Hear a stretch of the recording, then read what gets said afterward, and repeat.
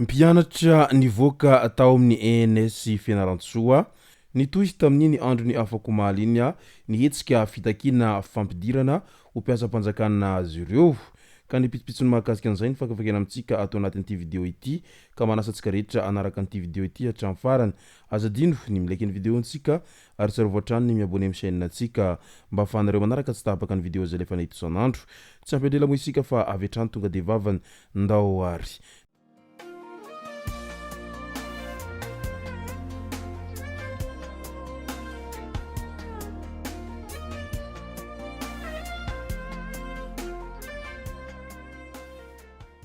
ny tonga tsy miaraba hono ny namantesitra ka dia faly miaraba isika rehetra mpanaraka an'ity chaîne ity nitendako amin'ity andro androany ity arakin'izay efa natsipiko zay dia ny mahakasika ny fitohizan'ny fitokonana izay ataon'ireo mpianatra nivoaka tamin'ny ENS no tena iompanatsika atao anatin'ity video ity fa milohan'izay dia andao aloha resantsika ireto tsara ho fantatra manaraka ireto bisy miodina andalana nisy bisy iray izay nanary olona teo anosy zato antsinanana araky ny fitarainana azony mpitandro ny filaminana tao anosy zato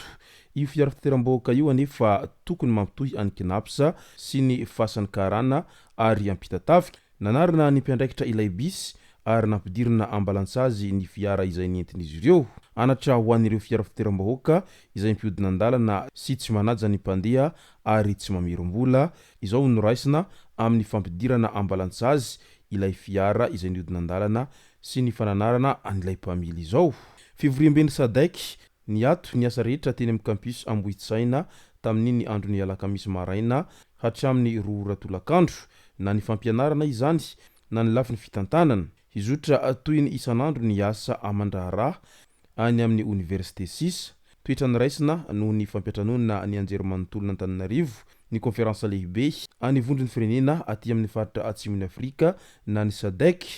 ireo olona manana fanasana manokana na karatra fahazahon-dalana ho an'ny ity fivirina ity ihany no avela hiditra mandritra io fotoana io manampahaizana malagasy taoriny ilay fanehoan-kevitra izay niparitaka na voakasika ireo profesora tao amin'ny tambazotran-tserasera dia nisy ny fihonana teo amin'ny ministry ny fampianarana ambony sy ny fikarohana ara-tsiansa niaraka tamin'ny CSS tamin'ny teo anivony fiadidina ny repoblika ho fangataham-panazavana tamin'izany no nahavoaresaka ny hanomezana emeria ho an'ireo manampahaizana izay navita be teto amin'ny firenena ary voalaza fa nankatoaviny Andriamatoa Andry Rajoelina avy hatrany izany taoria ny fampiresahana teny Ambohitsirohitra teny nilaza moa ireo solotenany manampahaizana fa tsy misy afa tsy ny fanesorana Andranoromaru Lovahasnirina izay mpitondra teny ny filoham-pirenena sady talemparitra ny fifandraisana iraisan-pirenena eo anivon'ny fiadinan'ny repoblika amin'ny toerany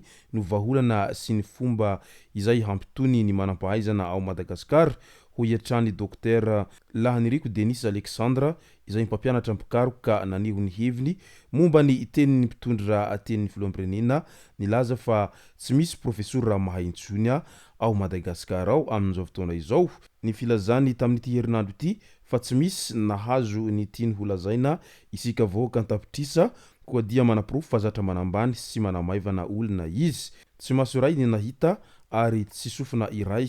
no nahare iny teny iny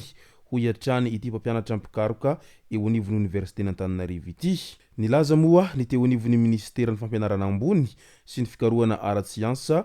tamin'iny andro ny afako maliny fa hisy ny fizarana emeria ho an'ireo manampahaizana malagasy izay maneho fa miezaka manatony an'ireo profesora indray ny mpitondra fanjakana ataorian'izay fanamevanana izay nahazo azy ireo zay ny fizarazarana zavatra tahaka an'izao izay efa angadiny mpitondra toy ny nataony tamin'ireo malagasy izay notambazana koveta sy vary isaky ny misy zavatra ilaina ny fandraisana anjaran'ireo vahoaka izay miaina anaty fasahiranana hoy ny fanehoan-kevitra ny olona izay mpanaraka ny toetra araha politika amin'izao ankehitriny izao andao amin'izay ho resantsika ny mahakasika ny fitokonana izay ataon'ireo mpianatra ENS amin'izao fotoana izao